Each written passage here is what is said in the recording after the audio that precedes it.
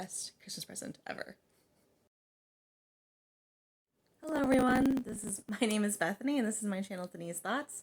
Today I want to talk about Bridgerton. Bridgerton, as this video shows. Bridgerton is a Netflix show that just came out. It dropped on Christmas Day, and it is based on the historical romance book series that is called the Bridgerton series by Julia Quinn. The first book is called The Duke and I.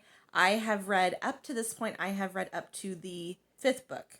Unfortunately, the wait for the 6th book was very long because Libby only had one digital copy, so I don't think they expected the influx of people reading this series right now. So there's quite more of a wait on the 6th book, which is fine because I feel like I'm getting a lot of the Easter eggs from the show. So having read the first 5, so I'm feeling good about that.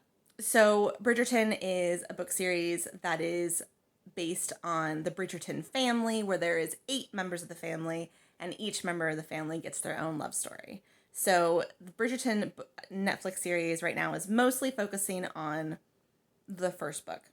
And I watched the first 2 episodes when they dropped last night at midnight. Today is just Christmas Day. I don't know if I'm going to be able to watch much more because I am going to be leaving and going out of town here, leaving today. So we'll see what happens. The first 2 episodes, okay. So I'm going to give some non-spoilery thoughts, and then I'm going to give all the spoilers. So I'll let you know when I differentiate between the 2. So to start off with, I think visually it's absolutely stunning. I think costuming is gorgeous. I love the way it's shot and filmed. The transition between the scenes are so pretty. I think that the writing and the banter has been really good. I also think that the casting has been a lot of fun. I love that it was a blind casting, and I'm interested to see what they're going to do with that and where they're going to take that. I think mostly, at least the first 2 episodes, have stuck very closely with the book, which I really appreciate. And I'm hoping that trend mostly continues. There's been change. See, there's the thing about me and movie adaptations. I am okay with movie adaptations if they make sense for the movie, and if there's a way that they can still keep key scenes. And I'll explain that in my spoiler discussion. So the way that they've adapted it so far, I think has been really good. Julie Andrews as the voice of Lady Whistledown is amazing. She sounds so great. That is so fun. And anyone who compares this to Austen, this isn't Austen. It is set in the Regency period, but this story is really nothing like Austen. If you're familiar with Austen at all, it's not like Austen at all. Just for the record, there was an article that went around that called it Austen, compared it at length to Austen, and it made me very furious. So if you like Regency set period dramas, though, this is the drama for you. If you love Gossip Girl, this is also the drama for you. Anyway, it's been a lot of fun. Now, for more spoilery thoughts. The first 2 episodes, we get introduced to the family, essentially, and introduce the Duke. So the first episode mainly focuses on the Bridgerton family, introductions to Daphne's coming out into the season. She gets presented to the Queen. That was very different than the book. But that was more realistic to the time period. That was what they actually did. They had to be presented to the Queen. So I thought that was really... And the Queen's persona is great. Lady Danbury is such an amazing character. I love her so much in the series so far. So the big change that I think from the book, at least for me, was the meet cute. The meet cute is when the 2 romantic leads meet. So the 2 romantic leads are going to be Simon, also known as the Duke of Hastings, and Daphne. In the book, they meet in the hallway where she's already punched out this suitor that was a little bit too amorous, and he ran to go defend her, and then she defended herself, and he was like, oh, well, guess I don't need your help then. And they have a really good connection and chemistry right from the get-go. So in this meet cute on the Netflix show, they just she's running away from the suitor that she's not interested in, the same one, but she bumps into Simon. So I was a little bit disappointed. I was like, oh, the meet cute where she punches the guy, that was really funny. That was really clever. I'm kind of disappointed that they didn't have that same meet cute. And then at the end of the episode, they had the original meet cute, but it wasn't the meet cute this time. Instead, it was when they hatched their plan. And I think for dramatic effect, visually wise and plotting wise in the TV show, worked really, really well. And that was really fun to see.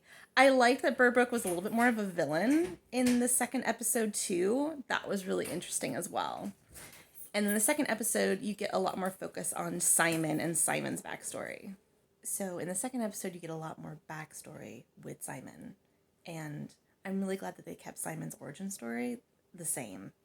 And man, was it like powerful to visually see. The only thing that they made very different was Lady Danbury had a much more impactful role on Simon's youth, which I think is in the book, it was his nurse, which I think was okay because Lady Danbury obviously has a connection with him and in the show. So I think it was, and it introduces less characters. So it makes sense for the TV show adaptation as well. I love the fact that like in this, Simon is a boxer. I think that makes sense for his character and for Simon's character as a whole. I like that addition to the series. Eloise, there are so many great moments between Penelope and Eloise so far in the season 2. That's been really, really great to see because they're really good.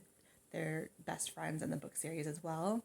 And there's been some great moments between Penelope and Colin, who are get together in the 4th book. So that's been really great to see as well. I love all the imagery of bees, which is very relevant to Anthony's story.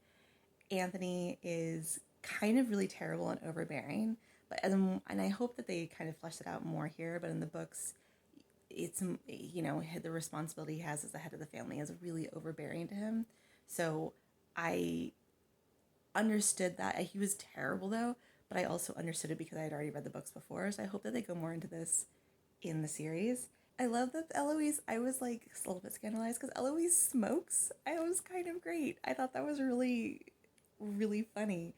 The little scene between her and Benedict, oh, I really, really loved that little scene. I thought that was really great because they're like the 2 middle children, so it was fun to see a connection between the 2 of them.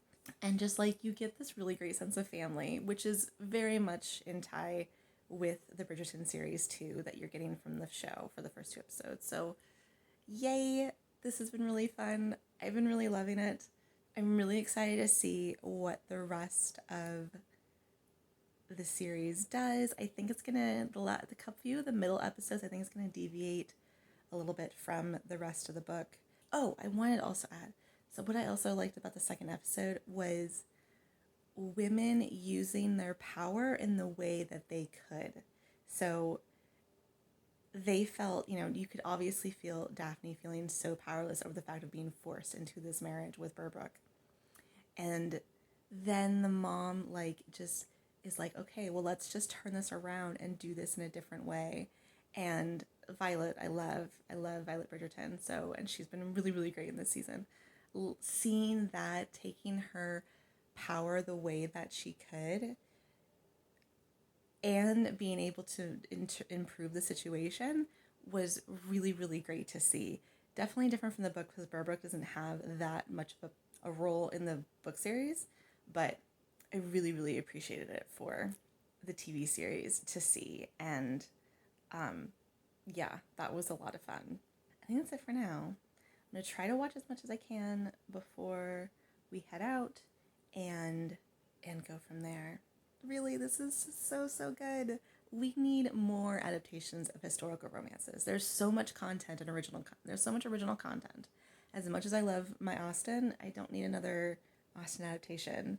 I would love more historical romance adaptations. This has been so, so fun, and I really, really, really hope it does so well that we get a second season. Okay, now on to more watching the fun times. Best Christmas present ever. Hello! So it's been a few days since I last recorded. The last time I recorded it was on Christmas Day. So now it's the Tuesday following because I wanted to get this posted tomorrow. I don't know if that's going to still happen. We'll try. So I just want to discuss briefly the episodes 3 and 4, which I watched those, most of those Christmas Day. I think I had a few minutes left of episode 4 that I just finished 2 days ago. Hopefully I will watch the next 4 episodes the rest of this week, and I'll have something posted by the end of the week. That's my goal. So thoughts on episode 3 and 4. I definitely think episode 3 and 4 deviates the most from the book. The Duke and I, she is getting all sorts of interest from suitors, but I don't think a prince was ever interested in her. That definitely wasn't a thing. It kind of made it fun, and it kind of seemed like Simon had some competition, and it also made her seem like she really wants Simon for Simon, and you can kind of also see him really starting to fall for her, them having like a really good banter and friendship. Like they're kind of growing a friendship from their ruse, and that was really fun to see. I'm really liking also Eloise's arc that's happening right now. Oh man, the scene with Penelope was so painful. I felt that so much. And Marina's hard times is just, I know Marina's story is going to be a sad time, so nothing good's going to come of Marina's story, unfortunately. Marina is referenced in the 5th book, and we already know her story ends up very, very sad. So it's interesting that they brought her in the 1st season. So it's interesting to see what they decide to do with it. Okay, 2 things. The 3rd episode with basically him teaching her how to masturbate, all kinds of sexy, and also like a really like female empowering thing to do. Like, women are not taught about their own sexuality, especially in those times. It was sexy, but also it was kind of like Daphne being like, she kind of had those thoughts and feelings but didn't really know how to express them, and her figuring it out and doing that, at the same time realizing that she's really linking that to Simon, was just really, that I just really thought that was a really great take on historical romance in general, but also on like female sexuality in general. Yeah, I thought that was I really thought that was a really great progression of scenes. And I don't think enough people talk about it. Also, the other thing that I really liked was this episode 4.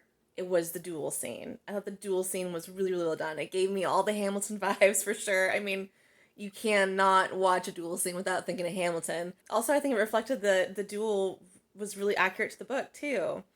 So that was a lot of fun. And Daphne interrupting the way she did. And yeah, I thought that was really, really great. And the conversation that he had with her. So I really enjoyed that aspect of it as well.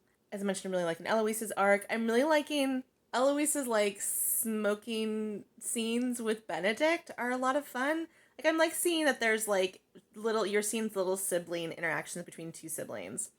I mean, it's great to see. I love seeing when they're all together, but I also kind of like that they're having like these little pairing offs of siblings. It's just kind of nice. And then the other thing I was going to comment on was really like seeing Benedict and exploring his art. That is a big part of him in the book. And so it's nice to see it in the 1st season as still part of his character. So, yay! I think that's it for now. Oh, this was really short. So my thoughts for episode 3 and 4 now. So I'm going to watch 5 through 8 this week. That is the goal. I know 5 and 8 is going to have quite the lively discussion. I've been seeing a lot of people talking about the scene and everything that happens in that. So I'm really interested to see what they did with it and how it plays out, and then I want to read all the analysis of the scene and what people are saying about it, because I've been kind of avoiding the discussion so far just because I haven't seen it and I want to be able to watch it and judge for myself of how things are going. And that's all I'm going to say about that right now. And yeah, so more reactions later.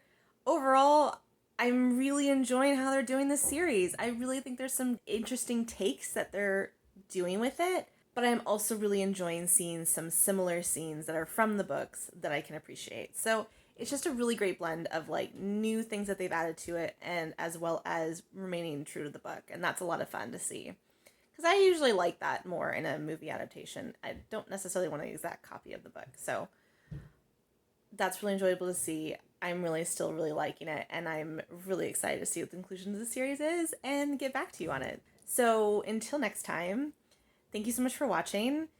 If you like what you saw and want to see more bookish things from me, please subscribe and like and comment. I'd appreciate it.